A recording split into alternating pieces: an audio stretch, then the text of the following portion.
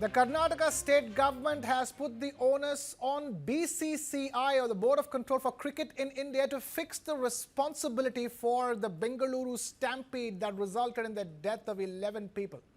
Advocate General for the state told the Karnataka High Court that there was an agreement between RCB and BCCI regarding gate management, ticket management and security at the stadium as well. The Advocate General said that the responsibility for the stampede lies with the parties to this agreement. The AG said there is this agreement and also said that the victory parade was a private event that was organized by Royal Challengers Bengaluru, or RCB, and that they did not obtain any permission. He argued that the entire event was illegal. For previous RCB events, licenses had been obtained. The AG says conducting an event without obtaining permission is a criminal offence.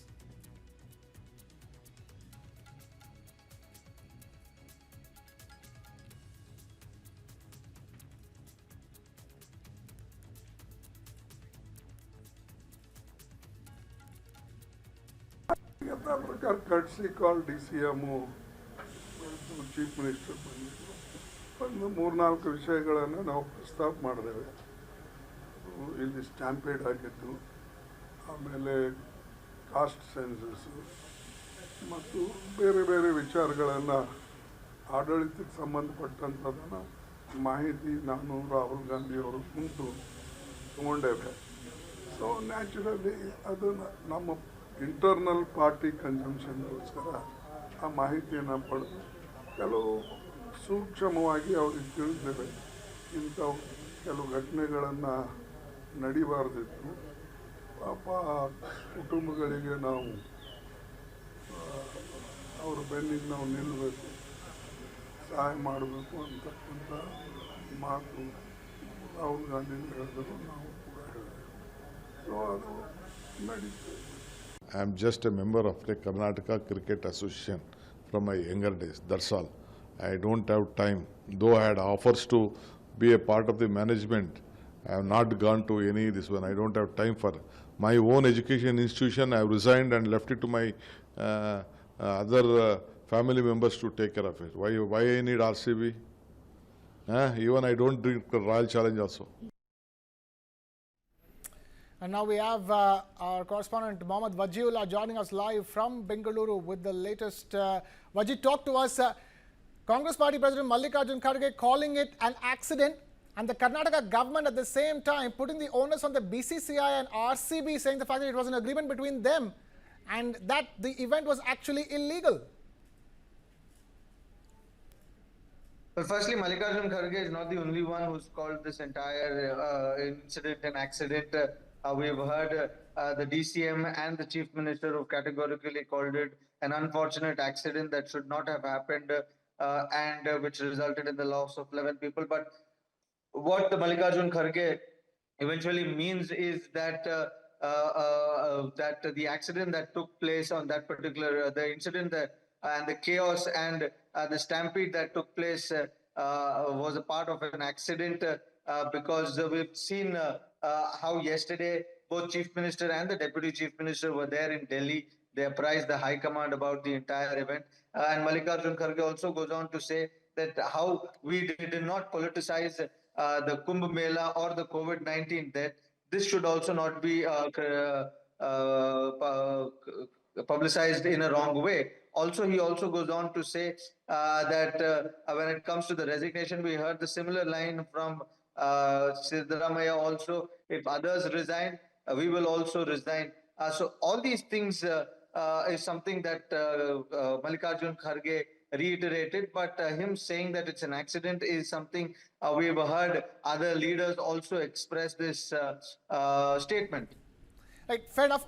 But the fact of the matter is that at the court, the case that is there at the court, if you see, it is right now the Karnataka government putting the blame entirely on the BCCI and calling this a private event, which is, organized between the BCCI and the RCB. And in fact, it is them who have to figure out, on whose, watch did this happen. In that sense, it's completely washing its hands off this entire incident, calling it illegal. If it's illegal, how come, they were present for the event? See, what we're seeing in the court right now, Krishna, is the arguments that have been placed by the lawyers of the government saying that yes, permission was sought, but the permission was denied to them. After that, despite having no permission, it was the RCB management that called for a victory parade, that called for people to gather at the stadium. It is at Vidhan Sauda where ministers did tell people to move away from here and go to Chinnaswamy, because that is what they were informed. But the whole concept of information and permission, which was not granted, despite that, RCB and the management continued calling people for the entire victory celebration, and that is something that they pointed. Also, the other thing, what we're hearing in the court today was the bail petition or the squashing of the case and the illegal arrest is what Nikhil Solase of the RCB management had said, and that petition has been held. And the arguments also at that point of time, which the government said that the arrest was informed to that at 3:30. He was informed at 4 o'clock. He was arrested, that there would be arrest like this. Despite that, they've also gone on to say that it is the RCB management that has lied, saying that the CM has categorically asked for his arrest. So all these the arguments are going on in the court. The court has moved the matter for tomorrow at 2:30, when we'll be listening to the other side also. They're joining us with the latest on that big story that we're tracking from Bengaluru. Thank you, Vaji, for bringing us that update. Moving on. Sonam Raghuvanshi, the prime suspect in the Meghalaya honeymoon murder case, will be produced before the Meghalaya court shortly. While Sonam has been taken to a hospital in Shillong for a medical examination, her brother, Govind, landed in Indore to meet the family of Raja Raghuvanshi. He apologized to Raja's family and declared that the family had severed all ties with Sonam. Meanwhile, Sonam has confessed to her role in Raja's murder during police interrogation.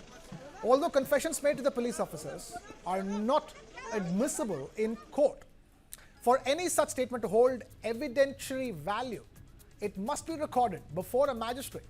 Meanwhile, according to a Meghalaya police officer, she paid 20 lakh rupees to contract killers after the murder.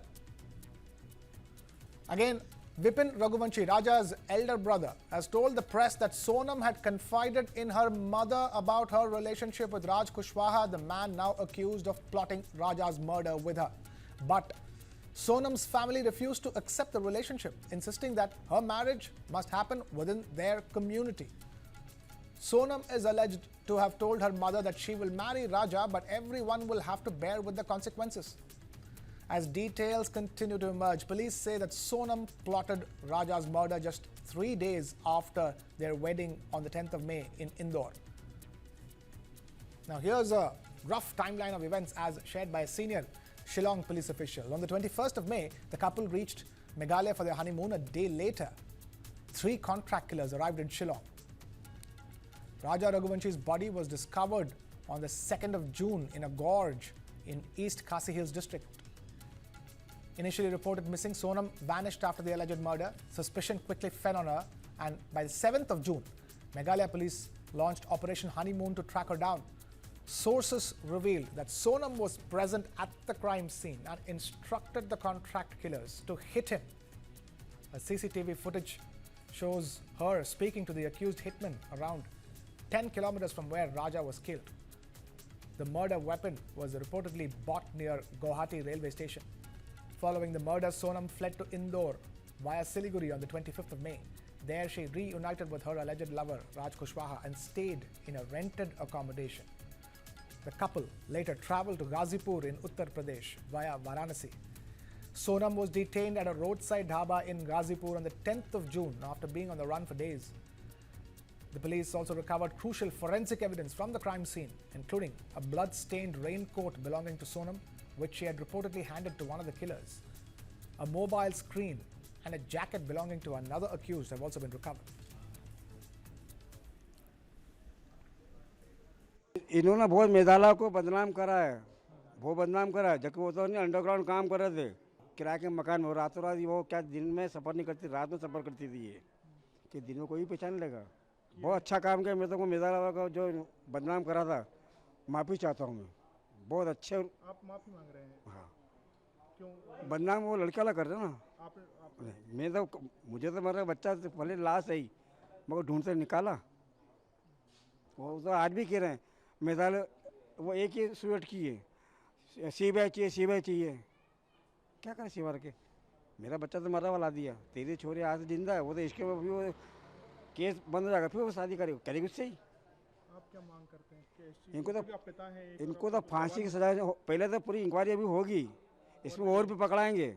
देखिए उसमें already And now we have Vikram Singh, former DGP of Uttar Pradesh, joining us on the broadcast on the phone line. Vikram Singh, thank you so much for being with us, sir. Talk to us. Whatever that we've heard so far are confessions by Sonam to the police, allegedly. But all said and done, she will have to confess this when she is produced in court. Very much. I would say that the confession is on very expected lines, but any confession made like this is at best an extrajudicial confession with not much evidentiary value. Even if made before the police, not much of evidence unless it is made under sections, the old 164 of the CRPC, current 183 of the Bharatiya Nagarik Suraksha Sanhita, before a magistrate and on oath. Otherwise, it can only help in the investigation, getting in the rudiments of other material that the investigators may be looking for and other loose ends. But it is putting the complete picture and adding to the dots, connecting the dots, so that the larger picture is very clear and making the investigation work very simple now. And it is only a matter of time before the investigators close in. And the truth is already out. 90% is connected. The 10% will be revealed and will be added up by the confession made by Sonam and other co-accused. Right. Mr. Vikram Singh, another thing I want to ask you is that, you know the evidence that we have so far, that CCTV footage of her speaking to the killers, 10 kilometers away from where, Raja Raghuvanshi was murdered, and there is other evidence available. Do you think there is enough of a watertight case here from the police's side to be proven in court? More than the watertight case, the circumstantial evidence, as the Supreme Court and many other courts have said, should be like a bead of necklaces going round in the total circle without leaving any lacuna. In this case, there are multiple electronic and other evidences, financial trails that go to show that it is a dead, open and shut case and absolutely conviction, and I'm sure it will be treated as the rarest of the rare cases and all the accused can be prepared to go to the gallows. All right, we'll leave it at that. Vikram Singh, former DGP of UP, thank you so much for taking time out to be with us here on the broadcast. Moving on. The Coast Guard ships stood guard without sleep throughout the night, working to cool down the blazing One High 503 vessel that burned like a furnace off the coast of Kerala. The mission to extinguish the fire, which stretched through day and night, was carried out by Coast Guard ships Sachet and Samudra Prahari. The ship, which was carrying hazardous and toxic materials, caught fire, prompting a large-scale rescue and containment effort. Experts have warned that some of the chemicals leaked during the accident could cause a major explosion. According to the Directorate General of Shipping, the vessel was loaded with cargo classified as dangerous goods. Although the fire in the forward bay has been brought under control, thick plumes of smoke still emanate from the ship. Indian Coast Guard vessels Samudra Prahari and Sachet remain deployed, continuing firefighting and boundary cooling operations. The ship has also reportedly started tilting, which could escalate into the entire ship sinking eventually. While 18 crew members have been rescued and relocated to Bengaluru, efforts are underway to locate the remaining 4. Amidst the crisis, the incident has sparked a political backlash as well. The Congress party has announced statewide protests in Kerala against the ruling CPIM-led LDF government, accusing Chief Minister Pinarayi Vijayan's administration of neglecting repeated ship-related incidents along Kerala's coast. Congress party has claimed there's a mystery behind these accidents, which are causing severe environmental and safety concerns. Congress party's Mandalam committees will lead protest marches in coastal districts of Kerala, demanding accountability and transparency in the state's maritime safety protocols.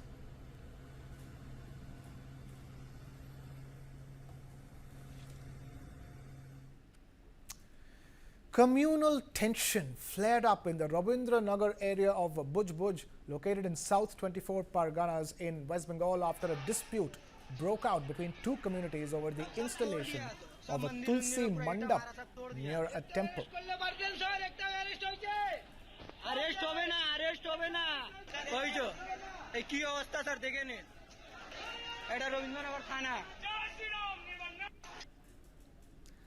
The conflict began when a person from a particular community was stopped from setting up a shop near the temple premises. In response, a Tulsi Mandap was erected at the spot. However, tensions escalated when the Tulsi Mandap was allegedly vandalized, triggering unrest in the locality.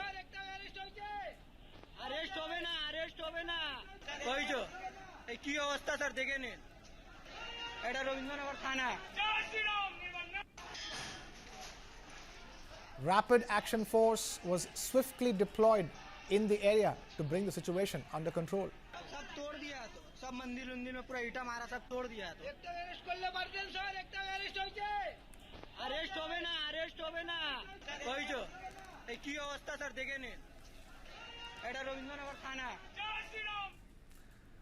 Hundreds of U.S. Marines arrived in Los Angeles as per orders from U.S. President Donald Trump. And the city's mayor declared a curfew for parts of the downtown area as the police arrested nearly 200 people, even as protests spread to multiple cities in the U.S., including Chicago, Washington, D.C., Atlanta, and New York. This report tells you more. Hundreds of U.S. Marines arrived in the Los Angeles area on Tuesday under orders from President Donald Trump to quell protests in the city over federal immigration raids that began late last week. This video shows service members gathered at a training base on the outskirts of Los Angeles, some training with shields and batons. Meanwhile, LA Mayor Karen Bass declared a curfew for parts of the downtown area after 23 businesses were looted Monday night. So my message to you is, if you do not live or work in downtown LA, avoid the area. Law enforcement will arrest individuals who break the curfew, and you will be prosecuted. And Los Angeles Police Chief Jim McDonnell said daily arrests were nearing the hundreds, with 197 arrested on Tuesday alone at the time of the press conference. California Highway Patrol officers on Tuesday arrested 67 protesters that entered the 101 freeway during an anti-ICE demonstration. And in what has become a ritual each afternoon, police on Tuesday started forcing protesters away from the streets outside the Metropolitan Detention Center, where many detained migrants are held. And this is basic human rights. They're arresting people that are working, they're arresting people at school, at graduation. That's sad and it's heartbreaking. We don't feel safe. We're standing up for the children that can't stand up for themselves or their parents. Homeland Security said Monday its Immigration and Customs Enforcement Division had arrested 2,000 immigration offenders per day recently. That's nearly 7 times the daily average in the 2024 fiscal year under former President Joe Biden. While Mayor Bass said that she was not aware of any raids taking place in Los Angeles on Tuesday, California's Governor Gavin Newsom said in a video address that they were ongoing. Those raids continue as I speak. This administration is pushing mass deportations, indiscriminately targeting hardworking immigrant families, regardless of their roots or risk. Democracy is under assault before our eyes. This moment we have feared has arrived. Newsom has called Trump's deployment of 700 Marines and 4,000 National Guard troops to the city unnecessary, illegal, and politically motivated. A day earlier, Newsom and the state sued Trump and the Defense Department over the federal troop deployments. Trump defended the decision on Tuesday at a speech honoring soldiers at an Army base in North Carolina. Generations of Army heroes did not shed their blood on distant shores only to watch our country be destroyed by invasion and third world lawlessness here at home. Not only are these service members defending the honest citizens of California, they're also defending our republic itself. Protests in support of immigrants have spread to multiple U.S. cities in recent days, including Chicago, shown here, as well as Washington, D.C., Atlanta, and New York. Meanwhile, US President Donald Trump, while honoring soldiers, continued to defend his decision to deploy troops to Los Angeles in a confrontation over his immigration policy. Before going further, I want to say a few words about the situation in Los Angeles, California. Have you heard of the place? Where I've deployed thousands of National Guard troops and hundreds of Marines to protect federal law enforcement from the attacks of a vicious and violent mob. And some of the radical left, they say, oh, that's not nice. Well, if we didn't do it, there wouldn't be a Los Angeles. It'd be burning today, just like their houses were burning a number of months ago. Generations of Army heroes did not shed their blood on distant shores only to watch our country be destroyed by invasion and third world lawlessness here at home, like is happening in California. As Commander-in-Chief, I will not let that happen. It's never going to happen. What you're witnessing in California is a full-blown assault on peace, on public order, and on national sovereignty carried out by rioters bearing foreign flags with the aim of continuing a foreign invasion of our country. We're not going to let that happen. Under the Trump administration, this anarchy will not stand. We will not allow federal agents to be attacked, and we will not allow an American city to be invaded and conquered by a foreign enemy, and that's what they are. A lot of those people were let in here by the Biden administration. They just poured right in. Mounted riot police on horses in Los Angeles faced off with protesters demonstrating against the Trump administration's ongoing immigration raids. Los Angeles issued a curfew for the city's downtown area following several days of intense protests that saw clashes between demonstrators and law enforcement, widespread vandalism, and some looting, particularly during the late night and early morning hours. Tensions have been rising since Trump activated the National Guard on June 7th after street protests erupted in LA.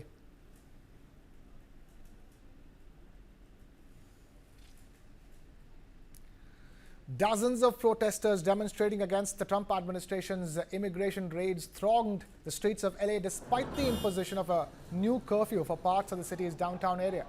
Protesters waving Palestinian, Mexican, and El Salvadorian flags could be seen demonstrating near the dozens of riot police deployed in central Los Angeles. Tensions have continued to simmer with more and more deployment of National Guards by the government and protesters refusing to back down.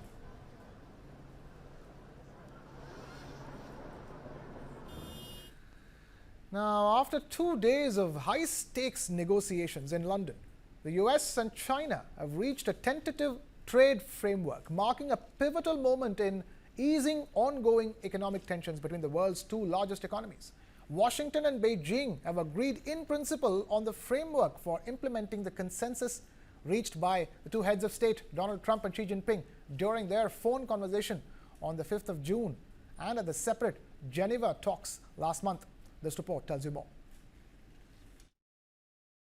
The US and China have struck a deal on trade at talks in London.